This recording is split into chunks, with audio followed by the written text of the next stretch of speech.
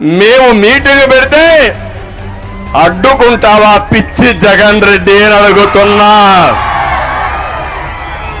పరుచూరులో meeting, Jaganmohan Reddy pant తడిసిపోయింది. అందుకే అతను చేసిన పనులు మీరు చూస్తే ఇది ఎండోమెంట్ భూమి అంట. ఓకే, ఎండోమెంట్ భూమే.